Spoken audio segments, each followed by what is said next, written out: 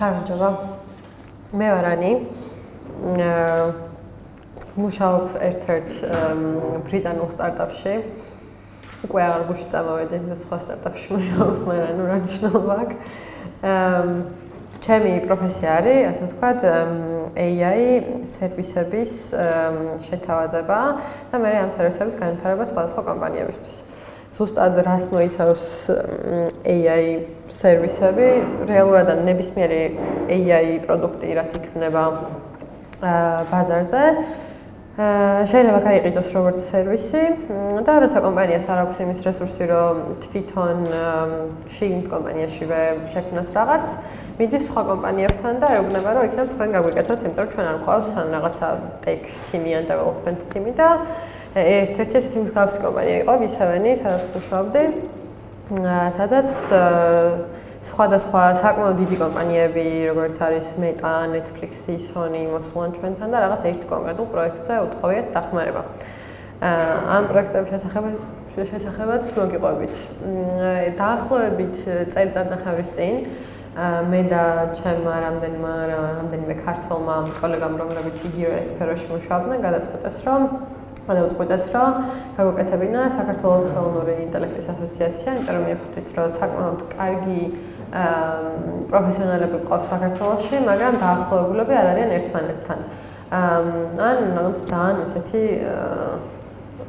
არ აქვს კარგი კავშირი ერთმანეთთან, ან არ იციან ერთმანეთის შესახებ და იქიდან გამომდინარე, რომ საქართველოში არაფერი ესე არ გეცდებოდა ერთად AI-ზე, გადავწყვიტეთ, რომ ჩვენ, ასე ვთქვათ, მეთავა ეგ საქმე და გავაკეთეთ ასოციაცია.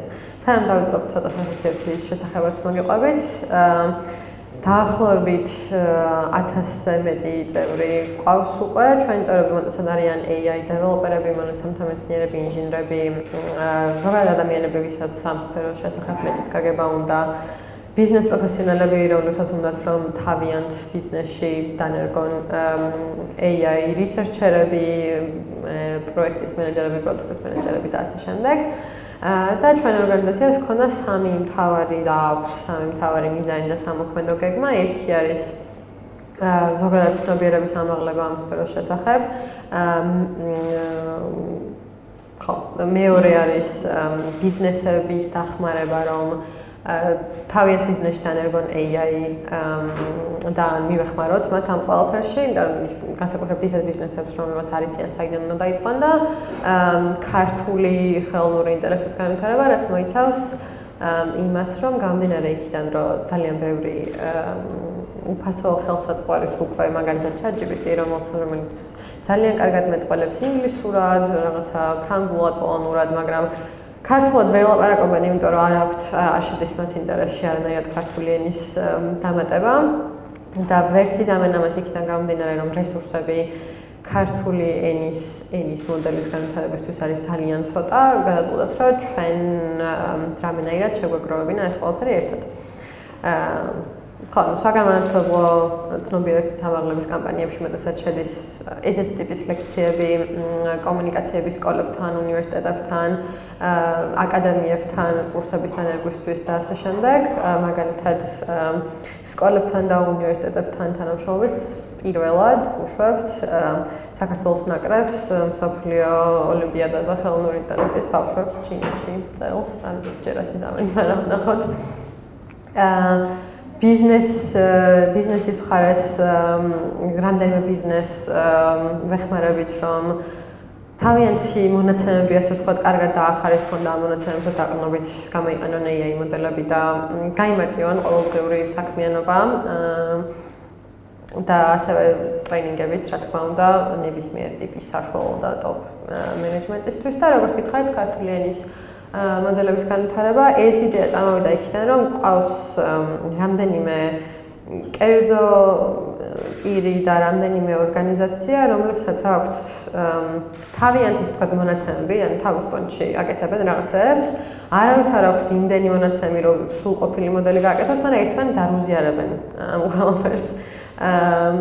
და ესე ცალ-ცალკე ვერაფერს ვერ შვებიან, იმიტომ რომ მე რო ხა იმ სხვას გაუზიო რომ ის სხვა მე კომერციული მიზნებისთვის გამოიყენებს ჩემონაცემებს, მე ეს არ მაწყობს და ამიტომ ორგანიზაციის სახელით როცა მივდიოდით ამ ადამიანებთან, თან არაკომერციული non-profit ორგანიზაციის სახელით უფრო ასე ვთქვათ, ნდობას ვიჩენდით ამ ადამიანებს შორის და ნორმალურად ვცდილობთ რომ მოკლედ ერთმანეთს დავამეგობროთ.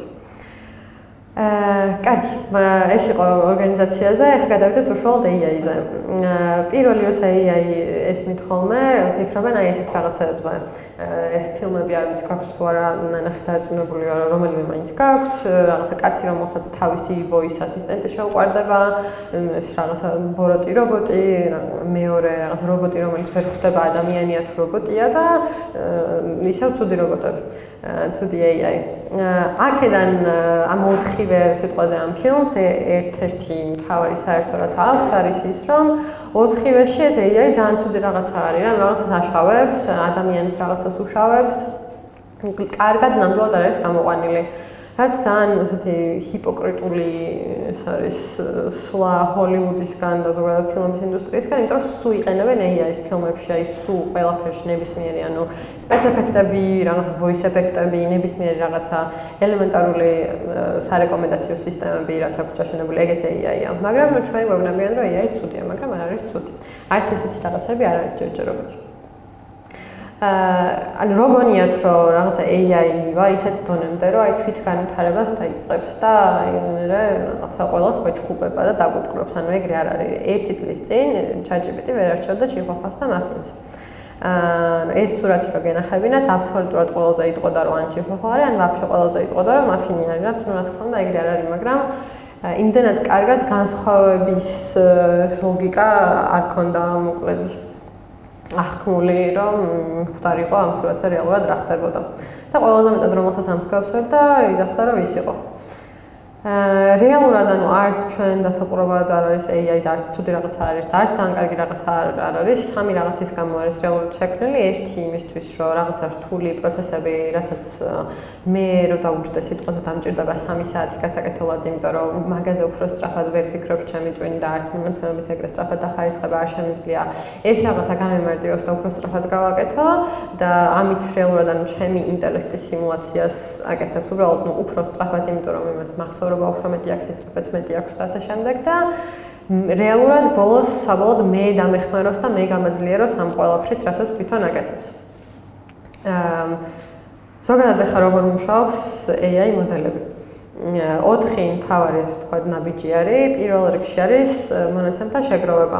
მაგალითად, აი ჩიხოხას და მაფინის მაგალითს რო დავუბრუნდეთ, იმისთვის რომ ვასწავლოთ მოდელს განსხვავება ჩიხოხას და მაფინის შორის, უნდა ვასწავლოთ ჯერ რა არის ეს ძაღლი და რა არის მაფინი.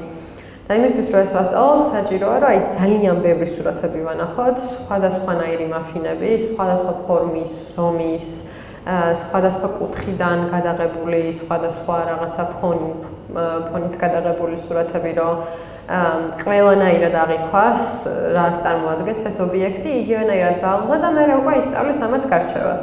შესაბამისად, მონაცემთა შეგროვებაც რეალურად ამას ეყრდნობა, რომ თუ მინდა რომ იგი ძაღლს და კატას შორის განსხვავება ვასწავლო, აუცილებლად ჯერ ძაღლების სურათები უნდა ვანახოთ ძალიან ბევრი, მერე კატების და მერე უკვე გარჩევს თვითონ. მაგრამ ესე პროსტა სურათები რო ვანახო, ესე ვერ მიხვდება პროსტა სურათია ეს ამისთვის. ამიტომ საჭიროა ამ სურათების ან მონაცემების მარკირებას ან ანოტაციას ეძახიან ხოლმე დაახლოებით გამოიყურება ესე. ან თუ მინდა რომ კარტოფილი ვასწავლო რა არის, ესე უნდა შემოვხაზო ეს კარტოფილი, მივაწერო რომ კარტოფილია და ესეთი სახით მივაწოდო ეს მონაცემები. ან პროსტა ეს სურათი რომ მივცა ვერაფერს ვერ აყიქვამს. ეს მარკირება და ანოტაცია არის ძალიან დიდი დრო ჭირდება ამ ყველაფერს, ესე უნდა ეჭდეს ვიღაც ადამიანი და ესე ხაზოს რაღაცეები. უმეტესად ამას აკეთებენ ხოლმე. ინდოეთში, აფრიკაში არსებობს სპეციალური კომპანიები, სადაც ასაქმებენ ხალხს, უმეტესად ამუშავებენ $3-4 საათში და ეს ხალხიც პროსტა ზის და ამ რაღაცებს აკეთებს. ნუ არაფერი განსაკუთრებული სკილსეთი ამას არ ჭირდება. შესაბამისად ეს ქვეყნებიც ამ სამსახურს იყენებს მაგისთვის, რომ თან შეუძლიათ თქვენ რომ AI-ზე მუშაობენ და თან რეალურად უბრალოდ კარტოფილებს ხაზავენ. მაგრამ იქიდან გამომდინარე რომ ამისთვის რაღაცა ბაკალავრი არ არის საჭირო, ხელს უწყობენ რაღაც ქვეყნის განვითარებას მაგით და დაუსაქმებელი ადამიანების დასაქმებას. ეს არის მოკლედ ანოტაცია. შემდეგ მოკლედ როცა გვაქვს ეს ძალიან ბევრი მინიმუმ 100 არის ხოლმე საჭირო სხვადასხვანაირი კარტოფილის სურათები, რომლებსაც აწერია რომ კარტოფილია და შემოხაზულია უშუალოდ კარტოფილი.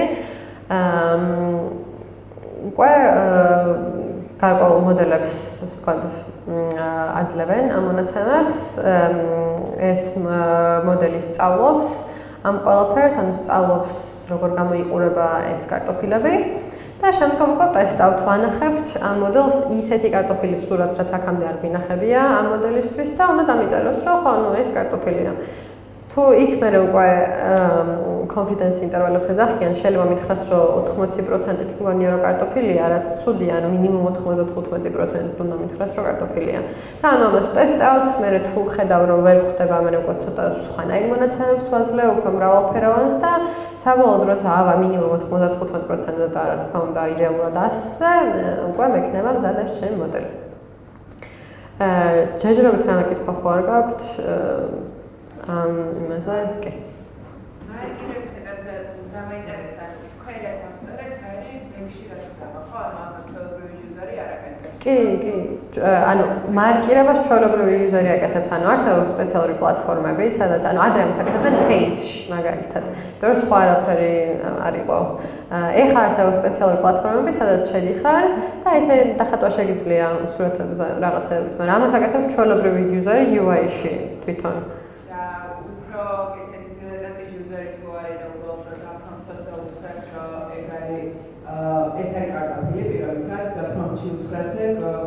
ეს იმუშავებს გენერაციული მოდელებისთვის და ეს მუშაობდა ეს ყველაფერი კლასიკური მოდელებისთვის, რომელიც ანუ უბრალოდ ან პროგნოზირებას აკეთებდა რაღაცეების, ან კლასიფიკაციას. მაგაზეც მივა განსხვავება რა არის მაგ მოდელებს შორის. მაგრამ ეხლა შეგვიძლია კი, ეხლა ნაკლებად იყენებენ მაგას, იმიტომ რომ ანუ აღარ არის საჭირო რაღაცა general knowledge ყველა მოდელმა დააგროვა, რასაც მერე გენერაციული მოდელები იყენებენ ხოლმე. კიდე რამე კითხვა? ოკეი. ეხლა როგორ ვიყენებთ AI-ს სხვადასხვა ტიპის ბიზნესში? პირველ რიგში მახსენდება ხოლმე ჯანდაცვა. საქართველოში არ ვიყენებთ დიდად, იმიტომ რომ გაციფრულებული არ გვაქვს კარგად ზოგადად მონაცემები და ანკეტებს ვიყენებთ დღემდე ფურცლებზე რო წერენ რაღაცებს. ჯანდაცვაში უმეტესად დიაგნოსტიკისთვის იყენებენ, რა თქმა უნდა, რადიოლოგიაში განსაკუთრებით. ეს ძალიან ბევრი რაღაცა სკანირებული ადამიანის რაღაცა ორგანოების თუ ფილტვების რაღაცების სურათები აიღეს და უმეტესად დაავადება ხო ერთნაირად გამოიყურება ხოლმე ამ რაღაცა სკანირებულ სურათზე, ну რაღაცა იქ ესეთი რაღაც ჩანს, რაც არ უნდა ჩანდეს. ამას ასწავლიან ხოლმე, რომ ნახე ის რაღაცა თუ გამოჩნდა, ესე იგი ეს პაციენტი ჯანმრთელი ვერ არის. და ანუ ისე უნდა გამოიყურებოდა სიტყვაზე ჯანმრთელი ადამიანის ფილტვები, ანუ ამ განსხვავებას ასწავლიან და აღარ ეკარგება რადიოლოგს ჯანმრთელი ადამიანის, ასე ვთქვათ, სკანების ყურებაში დრო და პირდაპირ გაფილტრულად ეძლევა ეს სკანები, რომ აი რაღაცა აქ ანომალიას ვხედავთ და აბა გადახედებ. გისმენთ?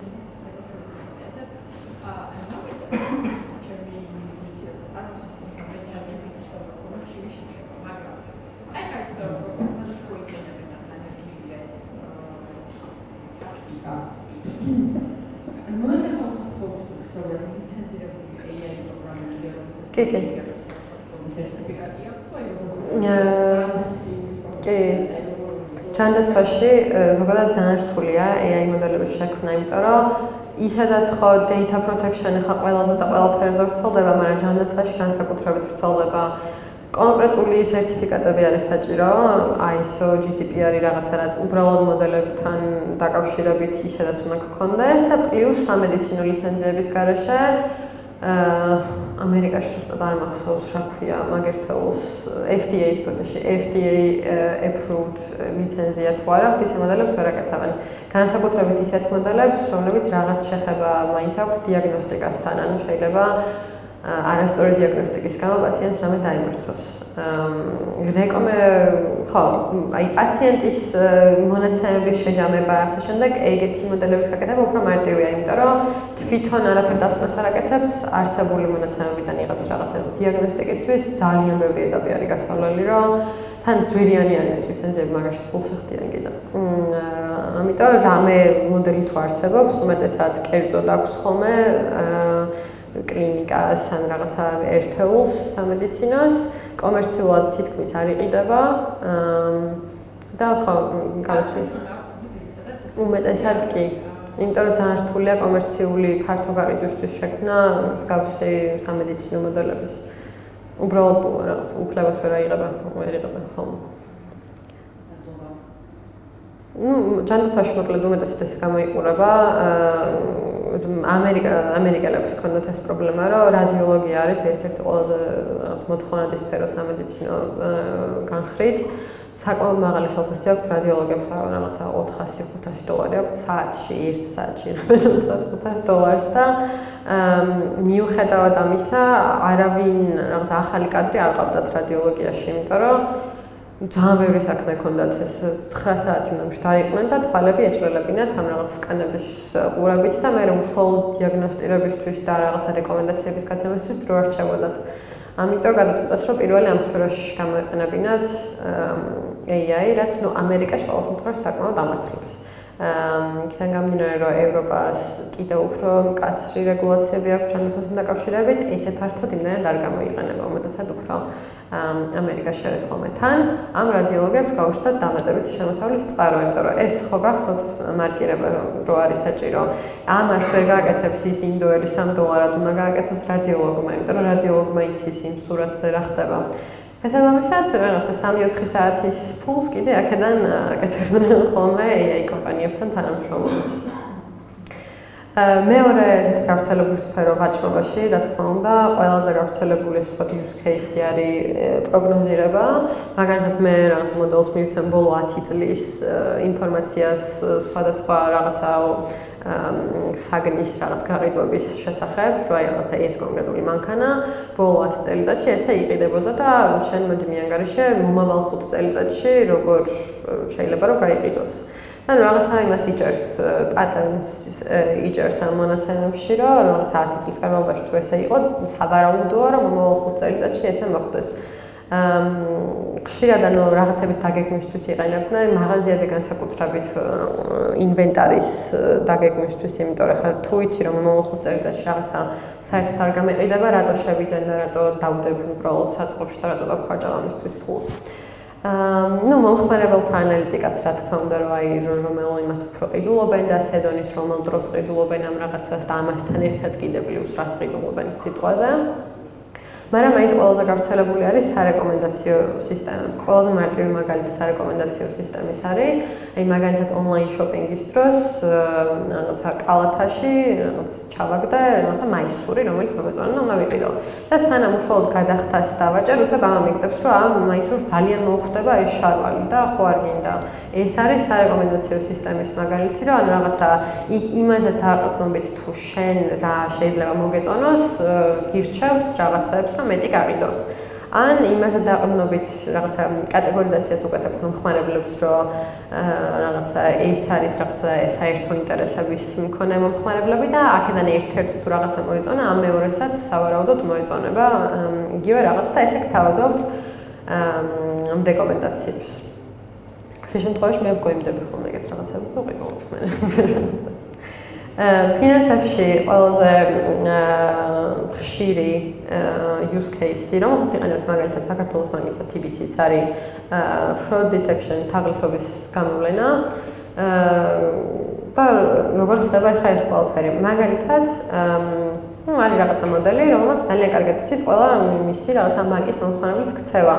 მაგალითად, ამ მოდელმა იცის, რომ მე ყოველი თვის ბოლო პარასკევს მე რიცხება ხელფასი და მე აქედან 1 საათში მივდივარ ბანკში და კეშად გამომაქვს ფული. აი ზუსტად იმ დროს, არასდროს სხვა დროს კეშად ფული არ გამომაქვს.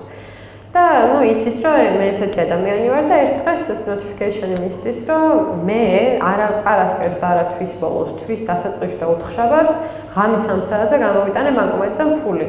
და ეს საქციელი ხოლმე არ მგავს, იმიტომ რომ არ ვაკეთებ ამას ხშირად. ამიტომ ის ფიქრობს რომ რაღაცა ანომალია აქვს ადგილი და ნუ ატყობინებს შესაბამის ორგანოებს იქ ბლოკავენ ბარათებს, რაღაცა. ნუ ლოგიკა არის ეს, რომ იჭერს ისეთ ასე ვთქვათ ქართულად მოქმედებას ისეთ იჭერს ხოლმე, რაც იმ მომხმარებელს ზოგადად არ ახასიათებს. და ესე რაღაცა თაღლითობაში ну ხშირად არასწორადაც აკეთებს ხოლმე, იმიტომ რომ შეიძლება მართლა დამჭირდა ღამის 3 საათზე ფულის გამოტანა. არის ხოლმე ხშირად, ну ეს უკვე ბანკის უსაფრთხოებას გააჩნია, რამდენად ანუ შეიძლება დაგირეკონ და კითხონ, შეიძლება იგივე დაგიბლოკონ ბარათი, მათ ისე არის დამოკიდებული, თუმცა ну სისტემა ზოგადად ესე მუშაობს.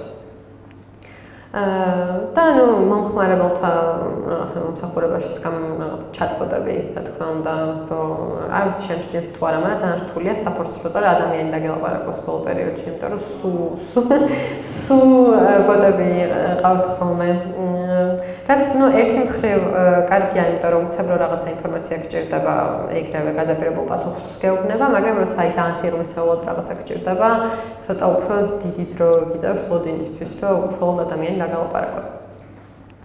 და სარეკომენდაციო სისტემები ვახსენეთ წეღან ყველაზე კარგი და ყველაზე მეტი ფული ვინც გააკეთა სარეკომენდაციო სისტემით არის Netflix-ი. იმიტომ რომ მთელი მუღამი Netflix-ის არის ის, რომ შედიხარ, აკაუნტს აკეთებ, გეკითხება, რომ აირჩიო 3 ან 4 ისეთი სერიალი ან ფილმი, რაც მოგწონებია და გინახავს და მე ამაზე დაყრდნობით, აი პირველი ის რაც არის ხაზი, მსგავს სერიალებს და ფილმებს გირჩევთ. და რაღაც კატეგორიზაციას უკეთებს მე რაღაცა ამ პლატფორმაზე არსებულ ფილმებს, რომ ეს არის რაღაცა რომკომები და ეს არის ახალი სერიალები და ეს არის რაღაც თინეიჯერული სერიალები და ბევრად უფრო მარტივს ხდის თითქოს ამ რაღაცა ფილმების თუ სერიალების არჩევის პროცესს. და ძალიან სასიამოვნო გამოცდილება და ახალი გამოცდილება იყო ეს მომხმარებლებისთვის და აქედან გახდა ძალიან პოპულარული მოკლედ Netflix-ი. და აქაც იგივე ხდება ხოლმე, ან იმის მიხედვით გირჩევთ რაღაცაებს, რაც უკვე ნანახი გაქვთ და მსგავს ფილმებია, ან რაღაცა კატეგორიას მიგაკუთვნათ ალგორითმმა და ამ კატეგორიიდან ვიღაცას რაღაცა ახალი თუ მოეწონა, იმას გთავაზობთ, რომ აი შენ თქვა მოგეწონებოდა, იმიტომ რომ ისეთ ადამიანს მოეწონა, ვისთანაც მსგავსი ინტერესები გაქვს. კი. კი.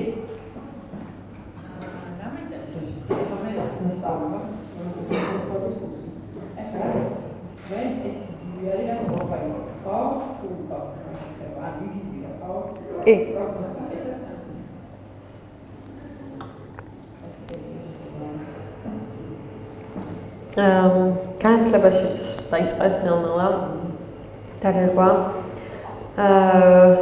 რაც გენერაციული AI გაჩნდა ჩვენ ცხოვრებაში უმეტესად კონტენტის გენერირებისთვის იყენებენ ხოლმე, რაც უცებ პრეზენტაციის აწყობა, მაგალითისთვის სურათების გენერირება.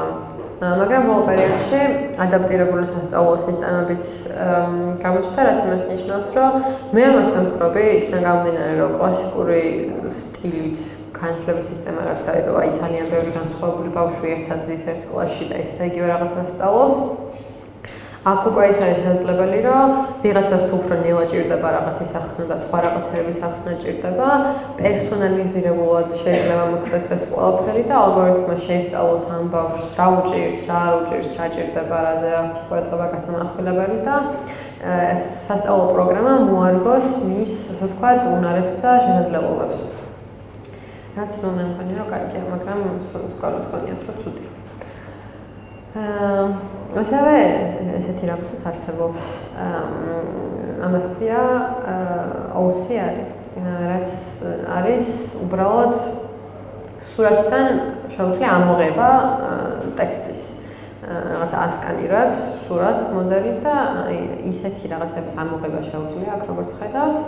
რაც ნუ ტექსტური სახით იქ წერია.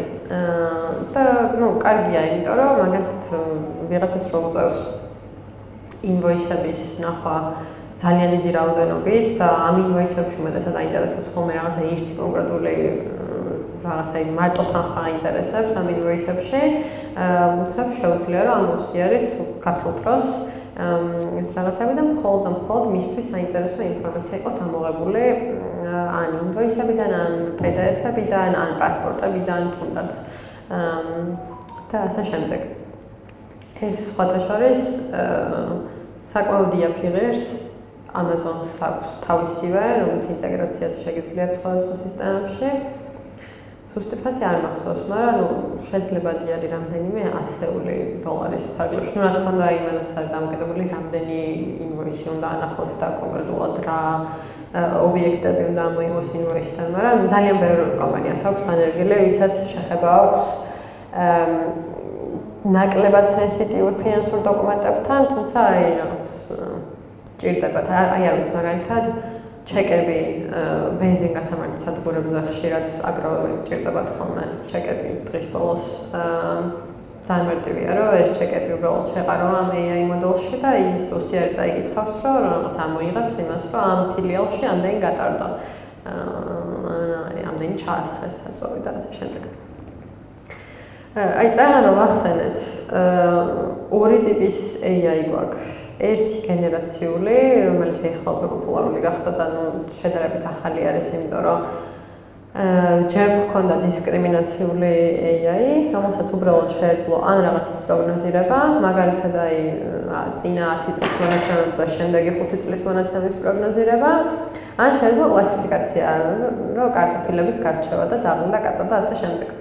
იქიდან გამომდინარე რომ აი ძალიან ბევრი ესეთი მოდელი გაიწვია და აი ძალიან ბევრი რაღაცა სხვადასხვა use case-ებზე ზოგი მოდელი მერე გახადეს ღია ყველასთვის ხელმისაწვდომი დაგროვდა AI-ში რაღაცა კონკრეტული რაოდენობის ცოდნა. ამ ცოდნიდან გამომდინარე შექმნეს უკვე გენერაციული AI, რომელსაც შეუძლია აი ამ დაგროვილი ცოდნიდან რაღაცა ახალი შექმნას. რომ ის უკვე აღარ ახდენს იმის ამოცნობას, რომ ძაღლია თუ კატა სურათზე და შეუძლია ამ ძაღლების და კატის ცოდნით, რაც აქვს, მსგავსი ობიექტი შექმნას, ანუ მსგავსი სურათი დააგენეროს ძაღლის ან კატის. რა თქმა უნდა, გენერაციული AI ბევრად უფრო სხვა მიმართულებით გამოიყენება ხოლმე ვიდრე დისკრიმინაციული. სიმართლე გითხრათ, დისკრიმინაციული AI-ს დიად აღარავინ აღარ იყენებს. ახლა აი, ნუ კაი, პროგნოზირებაში კი, მაგრამ ახლა ამასაც შეუძლია უკვე პროგნოზირება, ამასაც შეუძლია უკვე ყველაფრის კლასიფიკაცია. ანუ აი ცალკე დისკრიმინაციულ მოდელებს აღარ ქმნის არავინ თითქმის. და შესაბამისად ხელსაწყოები, რომელიც ახლა პოპულარული არის ბაზარზე და იყენებენ ხშირად კომპანიები და ბიზნესები, უმეტესად არის გენერაციული და არა დისკრიმინაციული. აი ბანკებში იყენებენ ხოლმე პროგნოზირებას, მაგალითად, იმიტომ რომ აი სესხები მაგალითად დღემდე ესე გაიცემა, რომ რაღაცა მოდელი აფასებს თქვენს წარსულ გადახდებსა და ზოგადად თქვენს მონაცემებზე დაყრდნობით პროგნოზს უკეთებს, რომ რამდენად შეძლებთ ამ სესხის გადახდას, რაღაცა უახლოეს 5 წელიწადში. TBC-ზე დარწმუნებული არ ვარ, მაგრამ საქართველოს ბანკის სესხების გაცემის, ონლაინ როცა აკეთებთ, რა თქმა უნდა, და არა მარტო ონლაინ, ისე რეალურად სიმართლე რომ გითხრათ, როცა მიდიხართ სესხის ოფიცერთან, იქაც AI აკეთებს. ანუ თავიდან ბოლომდე გაციფრულებული აქვს მაგ მხრივ, რომ ანუ იქ ადამიანი აღარ წყვეტს უკვე თქვენი მონაცემიდან დაყრდნობით უნდა მოგცეთ თუ არა სესხი. და იმის თქმა მინდოდა, რომ აი ესეთი დიდი კომპანიები კონკრეტული რაღაც მიმართულებით შეიძლება იყენებდნენ ისევ დისკრიმინაციულ მოდელებს, მაგრამ უფრო უმეტესად გენერაციული არის ხოლმე. ეს არის რამდენიმე ესეთი ხელსაწყო, რომელიც მე ძალიან მიყვარს და ხშირად ვიყენებ ხოლმე. პირველი 3 არის კონტენტის გენერაციისთვის. სინთეზიას არ მაქვს მე მგონი აქ, მაგრამ შეგიძლიათ შეხვიდეთ სინთეზიაში და აირჩიოთ AI ავატარი, რომელსაც ანუ ვერაფერს ვერ გაარჩევთ ნამდვილი ადამიანისგან, თან შეგიძლიათ რომ თქვენივე ავატარიც გააკეთოთ, ანუ აკეთებენ ამასაც, რომ თქვენ ვიდეოს ანახებთ და იქ მე თქვენი მუდმივი ეს AI კლონი გაყოლებათ. იმიტომ რომ მაგალითად აი აი აკადემიები, ხო ყავთ აკადემიებს ლექტორები ონლაინ აკადემიებს და ნუ ეს ლექტორები ონლაინ ამ ლექციებს ატარებენ და ნუ არ წყალია ხა ამ ლექტორს რა რაღაც ამ დროს რა ქნას და შეგიძლიათ რომ სინთეზიაში შეხვიდეთ, ან თქვენი თავი გააკეთოთ, ან რაღაცა უკვე არსებული რაღაცა ავატარი აირჩიოთ, რომელიც ილაპარაკებს და ყველა ენა აქვთ, მათ შორის ქართული, ქართულად აი ძალიან სულად ლაპარაკობს, აი კი ლაპარაკობს ისე რაც წერია, მაგრამ აი მიხვდებით რომ რობოტის ხმა არის, ანუ ინგლისურები აქვს ძალიან კარგი სხვადასხვანაირი აქცენტებით, ავსტრალიური, ბრიტანული, ამერიკული, რაღაცა იქ კანადური, ფრანგული და ფრანგული და ასე შემდეგ და ტექსტი უნდა მიაწოდოთ უბრალოდ, ანუ სკრიპტი, რაც უნდა ილაპარაკოს, იქ შეგიძლიათ თქვენ თვითონ განსაზღვროთ, სად უნდა დააპაუზოს, სად უნდა გაიღიმოს, სად უნდა გადავიდეს შემდეგ სლაიდზე, უკან სლაიდებიც ჩვეულებრივად არის. და მოკლედ ძალიან კარგი ხელსაწყო არის და ძალიან ძვირიც არ არის. ყოველ შემთხვევაში ხშირად უფრო იაფი გამოდის ხოლმე, ვიდრე კონკრეტულად ლექტორის დაქირავება, ან რაღაცა განათებების დამონტაჟება, იქ კამერა, იქ მერე ედიტინგი ამ ვიდეოების და ასე შემდეგ. Eleven Labs-იც ძალიან კარგი კომპანია არის, რითიც ხდება ხმის გენერაცია. დაახლოებით იგივენაირად მუშაობს როგორც სინთეზი, უბრალოდ იქ მარტო ხმა არის. და ეს ხმა შეგიძლიათ გახმოვანებისთვის გამოიყენოთ უბრალოდ ხმის გენერაციისთვის, voice over-ისთვის და სხვათა შორის სპეციფიქტების ხმების გენერაციაც შეგიძლიათ აღწერილობაზე, რომ იქ რო დაწეროთ, რომ მაგალითად 3 მანქანის ერთმანეთზე შეჯახების ხმა, ამ ხმასაც დაგეგენერირებთ. და Midjourney უფასო ფული, სადაც შეგიძლიათ სურათების დაგენერირება. ეხლა ძალიან პოპულარული აღარ არის, იმიტომ რომ ChatGPT-საც შეუძლია უკვე სურათების გენერაცია და ასე შემდეგ. ChatGPT გადასარევია თუ აქვთ ფასიანი ვერსია, $20-იანი, უფასო იმდენად მეფერად არ მომწონს. მინუსი ის, რომ ქართულად ლაპარაკი კარგად არ იცის, თუ მაინც ქართულად მოლაპარაკე AI გინდათ, კლოდი საუბრობს მშვენივრად, უხეცდომად, მე არ ვლაპარაკობ ქართულად, მაგრამ მგონი ეგ რო ლაპარაკობს. ან ყოველთვის შეგიძლიათ ღია მოდელებთან დაყრდნობით თქვენი საკუთარი ენის მოდელის შექმნა, რომელიც საერთოდ არ არის რთული. ну, უბრალოდ გჭირდებათ ეს რაღაცა 1 ან 2 მონაცემთა მეცნიერი ინჟინერებიც ამას გააკეთებს. თუმცა მაგალითად მოგიყვებით, რისთვის შეიძლება ეს დაგჭირდეთ. და კიდე რამდენიმე თული, რომელიც ანუ სამსახურში პროდუქტიულობაში გვეხმარება ხოლმე ძალიან. Notion-ი ცალკე აღებული მშვენიერი აპლიკაცია იყო ის, სადაც სანამ AI-ს ჩამატებდნენ. დაახლოებით რა გიხსნათ, ვინც არიცით, Notion-ი არის გაერთიანება აი Google Docs-ის, Google Sheets-ის, Drive-ის, ანუ ყველაფერი ერთად იყო ხოლმე აქ. რომ ეს რაღაცა დოკუმენტები გაეზიარებინათ ერთმანეთისთვის თანამშრომლებს და დაამატეს AI, რითიც შეუძლიათ, რომ აი ესე კითხონ რაღაცეები კონკრეტულ პროექტებზე, ეს ნახავს Slack-ში, რაღაცა Drive-ზე, ყველგან ამ თემასთან დაკავშირებულ ინფორმაციას და თქვენ ვარიწვალოთ, მოკლედ ეს გაგცემთ პასუხს ამ პროექტზე რა ხდება. ან იგივენაირად შეგიძლიათ, როცა დოკუმენტს ქმნით Notion-ში, იქვე AI ოპცია არის და გაგილამაზოთ ნაწერი, რომ რაღაცა პროფესიული გახადოს, გრამატიკული შესწავლები შეგისწოროთ, რაღაცა მეილად გადააქციოთ, PDF-ის ექსპორტი გააკეთოს. ну, ესეთი რაღაცაები მოკლედ. Gong-ი არის მიტინგების ჩასაწერი აპლიკაცია და ну, მასაც AI არ ქონდა თავიდან ამ აპლიკაციას და უბრალოდ ვისაც ну, ჭირდებოდა რომ მიტინგები ყოველთვის ჩაწერილი ყოფილიყო, ან იმიტომ რომ კომპანიის რაღაცა პოლისი იყო ეგეთი, რომ ყველა შეხვედრა ჩაწერილი უნდა ყოფილიყო, ან იმიტომ რომ ну, ვიღაცას ენახა მერე გადაიხვია ეს კოლები, ამისთვის შეიქმნა და შემდეგ ჩაამატეს AI და ეს AI აგენერირებს სკრიპტს, ანუ რა ტექსტს, თვითონ რაც იყო ლაპარაკები ამ მიტინგზე, აქ კარგად არ ჩანს სამწუხაროდ. ხარისხით არის, მაგრამ იქიდან გამომდინარე, რომ ეს კოლი არის, სკრიპტი არის და შემიძლია უკვე ვკითხო, რომ ამაზე ილაპარაკა ეს და ნუ არა მეტყვის, ან თან ეს მეილზე მოგდით, მე რა ეგრევე პატარა ვერსია ამ კოლის, რომ ამაზე ილაპარაკეს და ეს არის შემდეგი ნაბიჯები, რაც დაიგეგმა ამ შეხვედრის დროს, რომ ნუ აი 40 წუთს არ უყუროთ მაინდა-მაინც. იგივენაირად ნებისმიერი ინფორმაცია შეგიძლიათ კითხოთ და იქიდან გამომდინარე, რომ Gong-ში ინახება ყველა კოლი კომპანიის, სხვა კოლების შესახებაც შეგიძლიათ კითხოთ, რომ ანუ ეს კოლი იყო, ამაზე ილაპარაკეს და ასე შემდეგ. ვისაც ედარება ხოლმე ჩაწერილი კოლების ნახვა. ClickUp-ი სწავლობს ნელ-ნელა. ბოლოს რო შევამოწმე, ცოტა იცოდა, მაგრამ ცოტა უჭირდა. იქიდან გამომდინარე, რომ უმეტესად უცხოური კომპანიებისთვის მაქვს ნამუშევარი, არ ვიცი, საქართველოს შემენად იყენებდნენ. მაგრამ ხო, წესით უნდა კონდეს პრობლემა. ნუ, იქაც გააჩნია, ეხა ჩვეულებრივად რო ილაპარაკოთ, ხო, მაგრამ აი ძალიან ცოტა რო აუსწრაფოს ვიღაცა, მან რაღაც შეიძლება იმდენად კარგად ვერ გაიგოს, იმიტომ რომ ქართული მოდელები ჩვენ თვითონვე არ გვაქვს იმდენად კარგად დახვეწილი, რომ კარგად ლაპარაკობდნენ ან გაიგონ და ამათ ფეხებზე გითიათ ქართული. ხო, ClickUp-ი თვითონ არის project management-ის პლატფორმა, ვისაც პროექტების რაღაც მენეჯმენტი გიწევთ და Notion-ის და რაღაცა Gong-ის მსგავსად, იქაც დაამატეს რაღაცა AI ფიჩერები, რომლებიც გეხმარებათ დალაგებაში ამ პროექტების, რაღაცა გაგზავნაში, მეილების, reminder-ებში და ასე შემდეგ.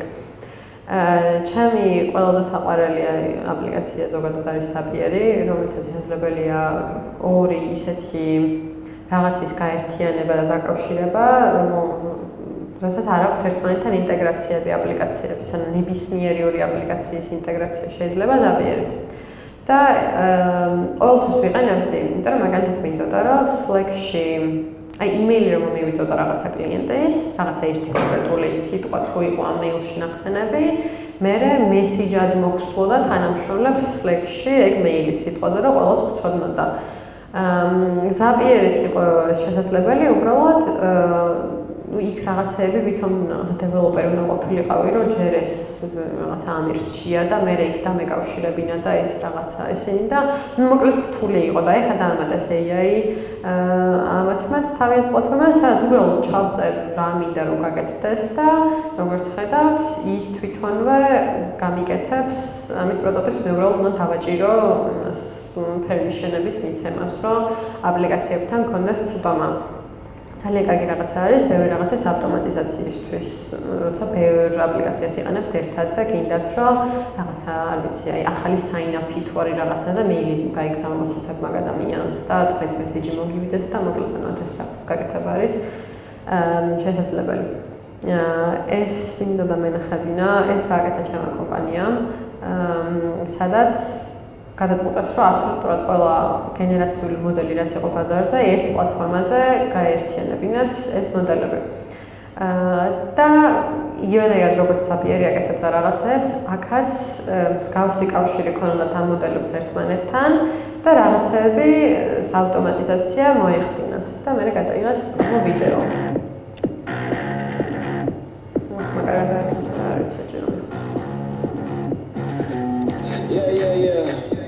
I think we're on to something. Let's just look in the mirror. Now they can't tell me nothing. Ooh. Girl, I think this what they want. Do what we gotta do right now. That's why we keep it coming. Nah. Იცი, აქ ეხლა ეს თუ არ პაუზდება.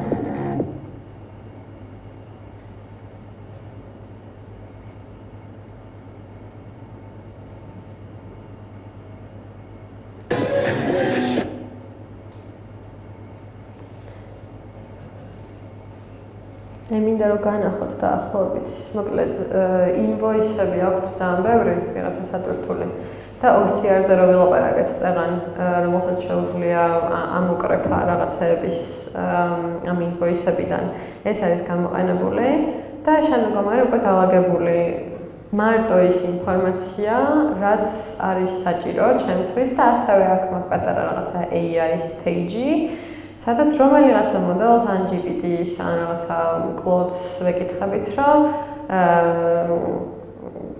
შეცდომა არის თუ არა ამ ინვოისში და ეხლა შეცდომა რითქანი საზღვრებად არ არის, ამასაც ავუხსნი რა თქმა უნდა, რომ იქ მაგალითად ყოველთვის რაღაცა ეს თანხა უნდა ეწეროს, ან ამაზე მეტი არ უნდა იყოს და რაღაცა და ეს ყველაფერს ამოწმებს, მეუბნება სად არის შეცდომა, სად არ არის და ეხლა მე მარტო გავხსნი იმ ინვოისს, სადაც მაქვს შეცდომა სიტყვაზე და აღარ ჩაუჯდები ამ დანარჩენ ინვოისებს, იმიტომ რომ ვიცი, რომ არ არის შეცდომა. და ყველაფერს აკეთებს ალბათ წამების განმავლობაში, როგორც კი ერთი ინვოისი ჩაგდებთ, სადაც 2 წამში უკვე ეს ველები მთლიანად შევსებული არის. არაფერი განსაკუთრებული არ არის, უბრალოდ როგორც გითხარით, რაღაცა spreadsheet-ივით აქვთ გაკეთებული, სადაც ყოველ ახალ ამ რაღაცაზე column-ზე შეგეძლიათ ახალი მოდელის და ახალი task-ის არჩევა, რომელიც ისევ ამ invoice-თან იქნება დაკავშირებული. უმეტესად იყენებენ ეს საფინანსო კომპანიები, რაღაცა რეპორტების ანალიზისთვის, ისეთი კომპანიები ლეგალურ იმასთან ვაქვთ შეხება, ბევრი კონტრაქტები აქვს სიტყვაზე და ამ კონტრაქტებიდან რაღაც კონკრეტული ნაწილები აინტერესებთ. და მოკლედ აი ბევრ paperwork-თან, ქაღალდებთან ვისაც აქვს შეხება, უმეტესად ესეთი კომპანიები ძალიან წარმატებით იყენებენ ხოლმე.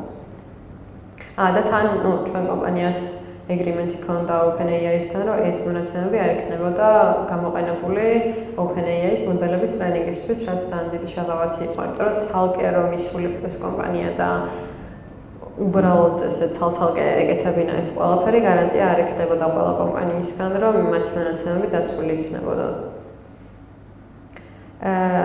წეგან ასე ვთქვით, რომ შესაძლებელი არის custom ენის მოდელების შექმნა რაღაცა კონკრეტული დავალებებისთვის.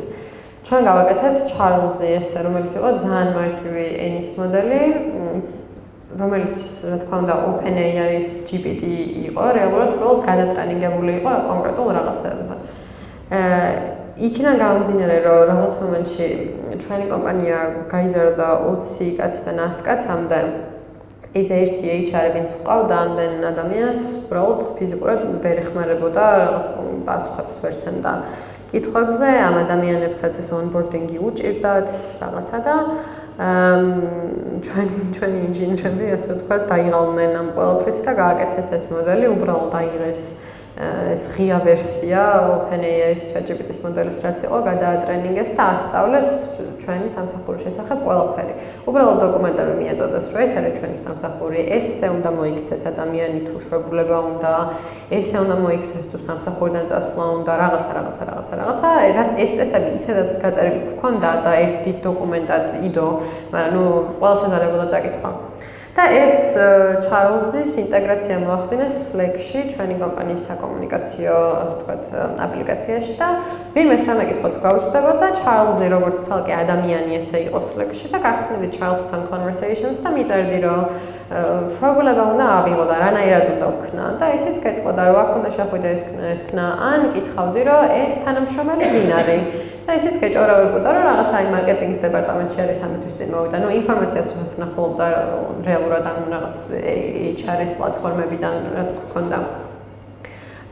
და მაგალითად ძალიან უწყინარი Charles-ი ყავდა, რომელმაც ისე შეითავსა საქმიანობა, რომ მე დაფიქრდნენ, რომ გვინდა HR-ი, თუ არ გვინდა, დატოვეს რა თქმა უნდა ჩვენი HR-ის თანამშრომელი, მაგრამ არც ახალი არ აუყანიათ. არა დააპირებდნენ. მსგავს რაღაცების გაკეთება შეგიძლიათ ყველაზე მარტივად ამ რაღაცა custom LLM-ებით, რომ რაღაცა ერთი კონკრეტული მიმართულება ქონდეს ამ ენის მოდელს. ანუ ვერ მიპასუხებდა მაგალითად იმაზე, აი რაღაცა ძალიან ისეთი რომ ეკითხა სამეცნიერო, მაგრამ მიპასუხებდა შვებულება როდის უნდა ამეღო და როგორ უნდა ამეღო და რა ხდებოდა კომპანიაში. ეს ხელსაწყობის მატრიცა მიყვარს ძალიან. ყველა არის გენერაციული ხელოვნური ინტელექტი, ესენი არის ტექსტის გენერაციისთვის, ანუ შესწორებისთვის, ტექსტის გრამატიკული ასე შემდეგ. ესენი არის ვიდეოების გენერაციისთვის. აი სინთეზია წეგან რომ ვიყურებთ. ესენი არის სურათების გენერაციისთვის. ესენი არის კოდის გენერაციისთვის, ან კოდის შესწორებისთვის, ხმის, ან რაც ვთქვით, 3D ვიზუალიზაციისთვის და უბრალოდ კვლევისთვის და ასე შემდეგ. უმეტესობა IAP არის, თუ IAP არ არის, რაღაცა paid version, საკმაოდ ისეთი, რაღაცა 20-დან 50 დოლარამდე მერყეობს თვეში. და ხან ხშირად კომპანიები ისიც აკეთებენ, რომ ერთი სიტი აქვთ ხოლმე ნაყიდი და მე მთელი კომპანია ამ იუზერით შედის ხოლმე ამ აპლიკაციებში შეგიძლიათ. ეს ხო გახსოვთ, სადღაც 1 წლის წინ ისწავლა და უკვე დაახარეს ხა.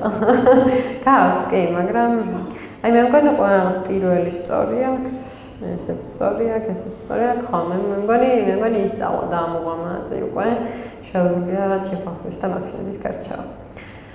და ბოლოს სვინდოდა მესაუბრა, აი ძალიან მაგარია AI, მაგრამ ძალიან ბევრი პრობლემაც აქვს.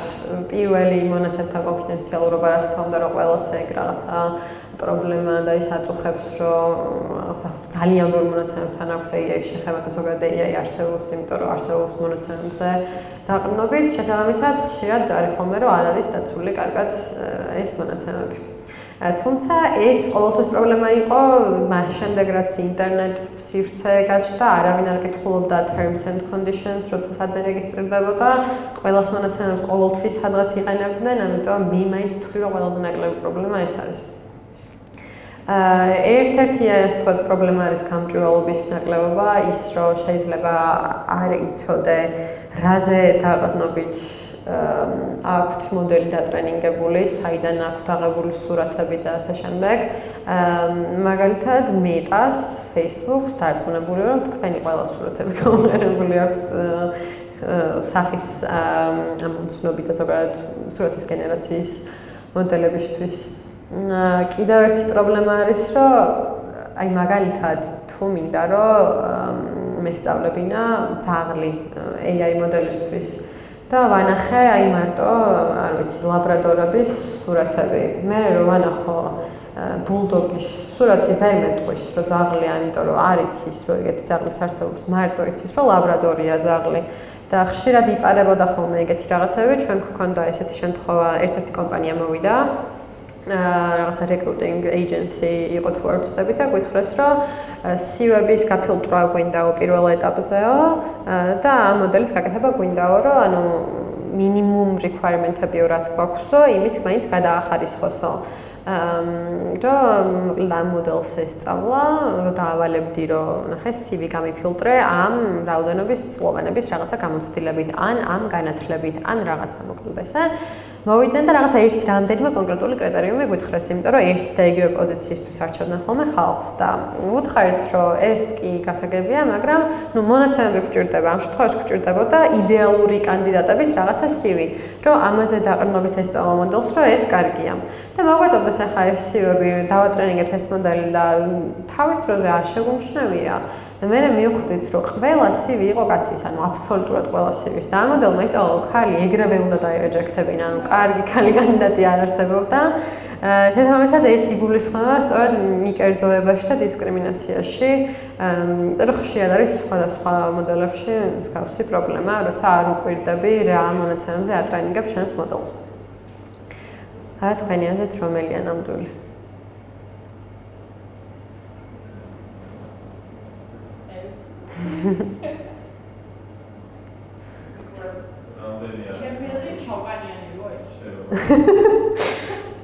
როგორ? არც ერთი არ არის ნამდვილი. deepfake-ები, ესენი ძველი deepfake-ები, აი ხა კიდევ ბევრად უფრო უკეთეს არა ნამდვილი ადამიანის სურათები გენერირდება ხოლმე. რთული გასარჩევი არის ნამდვილად, მაგრამ რაღაცეები არის. აი მაგალითად ხა ეს მიკროფონი არ არის ეს მიკროფონი რაღაც ისულელია.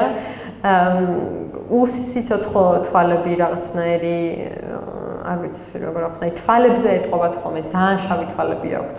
ანუ ეს თეთრი ნაწილი, პროსტა წერტილივით აქვთ ხოლმე და არა როგორც ნამდვილ ადამიანს აქვს თეთრი რაღაცები თვალებში. ამ კაცსაც რაღაცა ჭირდა. ხო, ამასაც მიკროფონი ესეთი არ არის ეს მიკროფონი, ეს რა არის. ტუჩიც ძალიან უცნაურად მოდის, აი აქ თითქოს წაშლილი აქვს. და ისევ და ისევ უსიცოცხლო, აი ძალიან basic ადამიანი როგორც წარმოგიდგენიათ, ეგეთი არის ხოლმე ეს deepfake-ები. მაგრამ, ну, რთული აღსაქმელია, ბევრ პრობლემას ქმნიან deepfake-ები, იქიდან გამომდინარე, რომ მაგალითად, აი Facebook-ს ადამიანს დარეპორტება, ისედაც ძალიან რთული იყო ხოლმე, რომ აი ბოტია მინდა, რომ დავარეპორტო. და განსაკუთრებით, როცა ესეთი სურათები აქვთ დაყენებული, კიდევ უფრო რთულდება, იმიტომ რომ ანუ აღარანაირი ეს არ მაქვს მტკიცებულება მეტასთან, რომ ეს ადამიანი მართლა ბოტია, იმიტომ რომ ნუ აი სურათი უყენია და თვითონაც ეგ არის.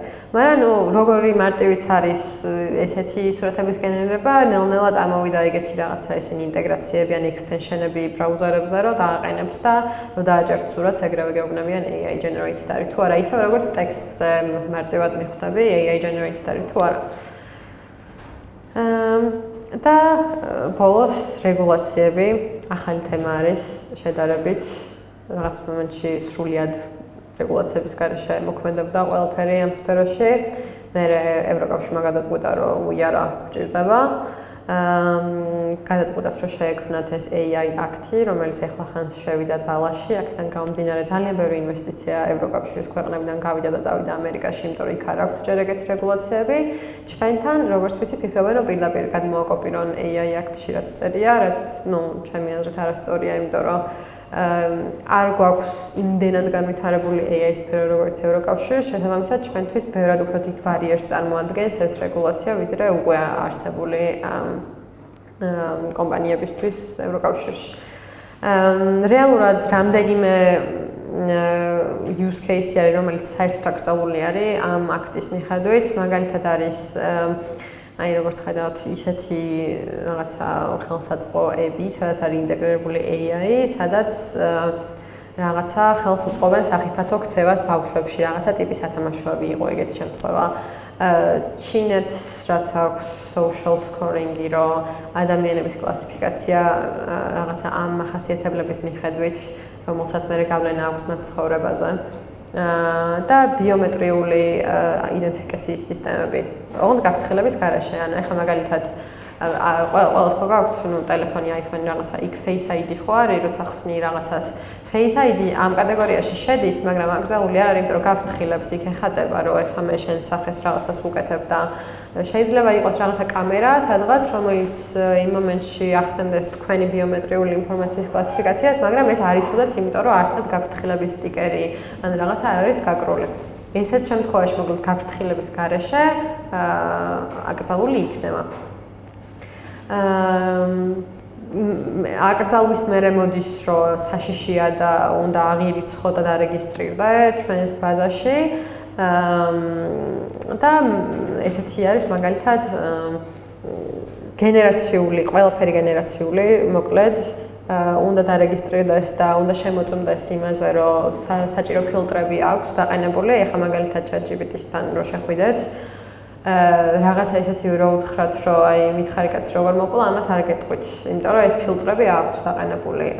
და ამაზე მოწმდება რამდენად ერთი რამდენად კარგი ფილტრები აქვს დაყენებული და ორი რამდენად მარტივად მანიპულირებადი სისტემაა, იმიტომ რომ შეიძლება მე ვუთხრა, რომ კაცი რაღაცა მომაკლევინე და რაღაც არაფერი არ მითხრას, მაგრამ შემიძლია ჩამოუთვალო, რომ ესე ჯობია კაცის მოკლა თუ ესე და მე მიპასუხოს, რომ აი მე ვფიქრობ, რომ ესე ჯობია, ესეც აკრძალული არის იდეაში და ამ რაღაცა შეღწევადობაზე და prompting-ზე მოწმდება ესეთი სისტემები.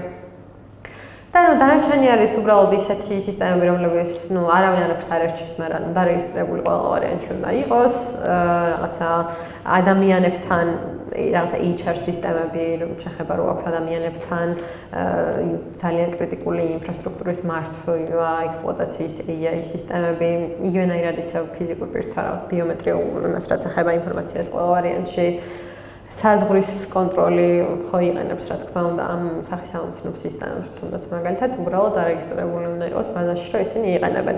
და ყველა გენერაციული AI უნდა კონდეს ისინი, რომ პირველ რიგში უნდა მიეწეროს სადმე, რომ ეს კონტენტი გენერირებულია AI-ის მიერ, ჯერჯერობით ესე არ არის. აი ხანდახან არის, მაგალითად TikTok-ი აკეთებს მაგას, რომ იქ აწერია ქვემოთ, რომ შეგიმჩნევიათ თუ არა, რომ ეს კონტენტი არის AI generated. ხანდახან ვერ არტყავს და ან ჩვეულებრივ ვიდეოებსაც მაგას აწერს, მაგრამ დაახლოებით რომ წარმოვიდგინოთ, როგორ გამოიყურება ეს ყველაფერი. და ხო, საავტორო უფლება, რაც ძალიან ისეთი დიდი პრობლემა არის გენერაციულ ხელოვნურ ინტელექტებთან, იმიტომ რომ ხშირად ისეთი რაღაცებიდან აქვთ აღებული ეს სატრენინგო მასალა, რომ ავტორისთვის არ უკითხავთ და არ ქონდათ უფლება. ამას მოიცავს მოკლედ ეს რეგულაციები, რამდენიმე წელს დაიწყო, იდეაში შარშან დაიწყო, მაგრამ ნელ-ნელა მიყვებიან, ითხოვენ რეგისტრაციას, აქედან გამომდინარე, როგორც გითხარით, მეტამ თავისი რამდენიმე მოდელი ევროკავშირის ქვეყნებში საერთოდ არ ჩაუშვა, იმიტომ რომ უბრალოდ ეზარებოდა აი ამ რაღაცა რეგულაციების გავლა. რაც დიდი დანაკლისია ევროკავშირის ქვეყნებისთვის, იმიტომ კი რომ ვერ გააკეთებენ რაღაც ახალს, გააკეთებენ უბრალოდ უფრო ნელა, ვიდრე სიტყვაზე ამერიკული კომპანიები და როცა ამერიკული კომპანიები ისედაც საკმაოდ წინ იყვნენ და იმაგალად ჩინური კომპანიები ხო ძალიან წინ არიან, იმიტომ რომ ნული ფილტრი და შეზღუდვა აქვთ რა, ანუ აი არაფერი არ აინტერესებთ.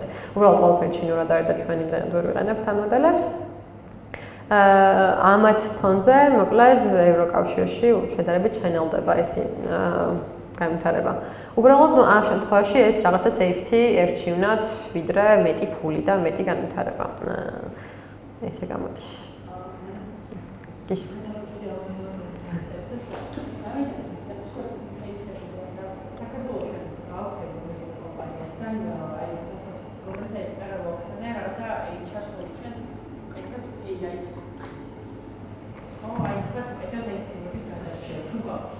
ესეთი კომპანია ქართული კომპანია არსებობს, ზუსტი Helio AI ქვია, ქართველების გაკეთებია. მაგით აკეთებენ ზუსტი.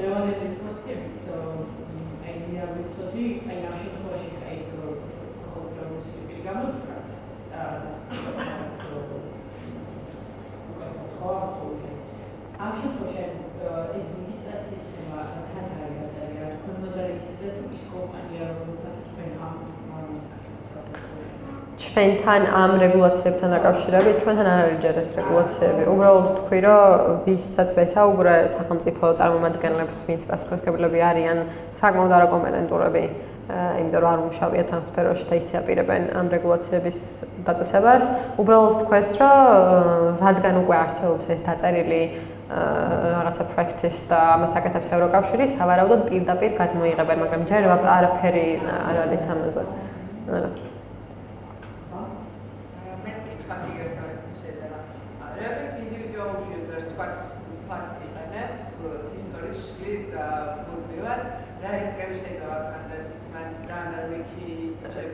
კი, ჰისტორის წაშლა მაინც იმას არ გულისხმობს, რომ იქაც წაიშალა. მაგაზე იყო რაღაც кейსები უკვე. კი, ბევრმა ნახე ფიზიკური პირი როცა უჩივის კომპანიას მსგავს რაღაცაზე, უმეტესად იმხელა ძალა არ აქვს მაგ ყველაფერს და იმ კომპანიას უფრო მეტი ფული აქვს, რომ მოაგვაროს ეგ ამბავი. როცა კომპანიები უჩივიან, მაშინ უფრო დიდი ამბავი არის ხოლმე და ამიტომ კომპანიების მონაცემებს უფრო ვრთხილდებიან ვიდრე ფიზიკური რაღაცა პირების. შესაბამისად, იქიდან გამომდინარე, რომ მე ვიცი, რომ ფიზიკური პირის მონაცემებს არ ვრთხილდებიან, ძალიან დიდი შანსი არის, რომ სადღაც რაღაცა იყოს გაპარული. და ან თავიდან როცა დაეთანხმეთ terms and conditions იქ თქვეს, რომ შეიძლება ესეთ პატარაზე იყოს მიწერილი, რომ ანუ ჰისტორია რომ წაშალა ჩვენ მაინც ვიტოვებთ უფლებას რაღაცა 2 წლის განმავლობაში ამ მონაცემების გამოყენებისთვის და რაღაცა ვერ მიაქციეთ ყურადღება. და რომც მიგაქციათ, კი უჩივლებთ, მაგრამ აი რა მოხდება.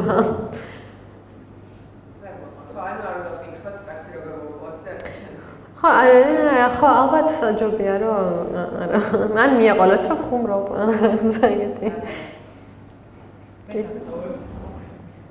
კი ბატონო. არა მეც მეტი არაფერი არ მაქვს თუ კიდე კითხვები არ გაქვს.